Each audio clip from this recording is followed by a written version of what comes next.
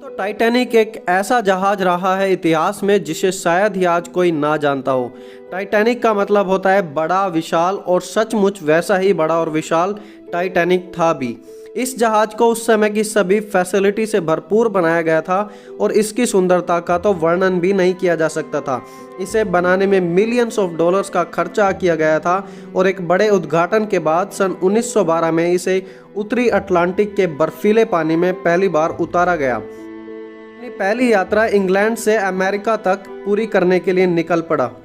उस समय इस जहाज पर करीब 2224 यात्री भी थे और यात्रा शुरू करने से पहले एक रिपोर्टर ने पूछा टाइटैनिक के डिजाइनर से कि आपका टाइटैनिक के बारे में क्या कहना है, और उसका जवाब था, मैं इतना जानता हूं कि अगर आकाश से परमेश्वर भी पृथ्वी पर उतर आए तो वो इस जहाज को नहीं डुबा सकता। जी हाँ, उसका कहना था कि मैं इतना जानता हूं कि अगर आकाश से परमेश्वर भी पृथ्वी पर उतर आए तो वो इस जहाज टाइटैनिक को नहीं डुबा सकता। इतना आत्मविश्वास था उनको अपनी रचना में, क्योंकि वो सोचते थे कि हमारे पास सभी फैसिलिटी हैं और यह जहाज बहुत ही मजबूत है। लेकिन समुद्र में 2-3 दिन यात्रा करने के बाद अचानक ही टाइटैनिक को रेडियो के द्वारा चेतावनी मिलने लगी और उन्हें बताया गया कि आगे बर्फीली चट्टान है और टाइटैनिक को एक बड़ा खतरा है। एक के बाद एक 6 चेतावनियां उन्हें लगातार मिली, लेकिन कप्तान स्मिथ ने सोचा कि यह जहाज तो इतना विशाल है कि इसे कुछ हो ही नहीं सकता और हम इसे मैनेज कर लेंगे। लेकिन थोड़े समय बाद जहाज बर्फीली चट्टानों से टकरा गया और आगे का हिस्सा धीरे धीरे टूट गया और जहाज में पानी भरने लगा। करीब 2 से 3 घंटों में जहाज पूरी तरीके से पानी में समा गया और बर्फीले पानी का तापमान जो कि 2 डिग्री सेल्सियस था, उसमें कोई भी मनुष्य 10 या 20 मिनट से ज़्यादा जिंदा नहीं रह सकता था और देखते ही देखते 1517 लोग उसमें मर गए। और उसी समय मनुष्य का घमंड, जो कहते थे कि परमेश्वर भी इस जहाज को नहीं डुबा सकता, उनका घमंड कुछ ही घंटों में खत्म हो गया। दोस्तों, आज जब हम चांद पर जाने की बातें करते हैं और मार्स पर जीवन शुरू करने की बातें करते हैं, क्लेम करते हैं कि पूरे अंतरिक्ष पर आज हमारा कब्जा है, आज मनुष्य की वो ताकत कहाँ है? कहाँ है आज मनुष्य जाति का घमंड? कहाँ हैं वे लोग जो परमेश्वर के तुल्य अपने आप को बनाने की कोशिश कर रहे हैं? टाइटैनिक में उस समय सबसे अमीर लोग यात्रा कर रहे थे, लेकिन उनमें से एक भी अपने आप को नहीं बचा पाया। समय टाइटैनिक के कैप्टन को बहुत सारी चेतावनियां दी गई थी, लेकिन उसे तो लगता था कि परमेश्वर भी उसका कुछ नहीं कर सकता।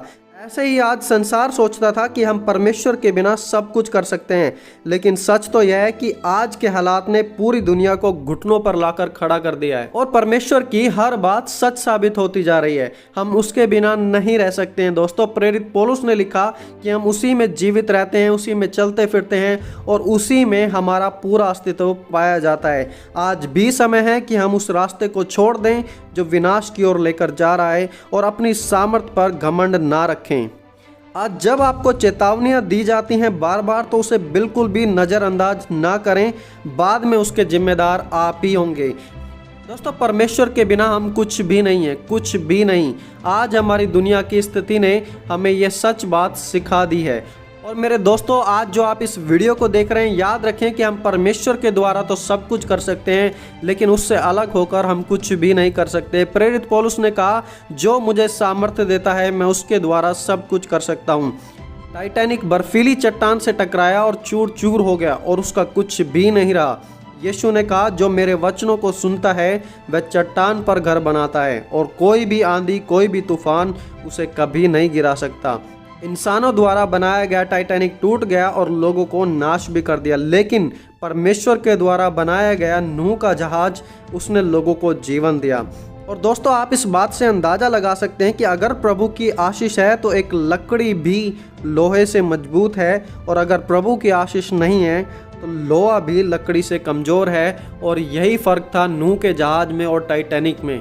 तो इसीलिए दोस्तों, अपने आप पर घमंड करना छोड़ दें और प्रभु पर भरोसा रखना शुरू करें। प्रेरित पौलुस ने कहा, जिसे घमंड करना है तो वो प्रभु में घमंड करे और उसी में बढ़े। और दोस्तों, इस चैनल के माध्यम से हम प्रभु में बने रहने के विषय में पूरी बातें बताते हैं, इसलिए आप इस चैनल को जरूर सब्सक्राइब करें और वीडियो से अगर आपको कुछ सीखने को मिला हो तो इसे जरूर लाइक करें और दूसरों तक भी इस संदेश को पहुँचाएँ। दोस्तों, प्रभु आप सभी को आशीष दे। आप सभी को जय मसीह की। दोस्तों।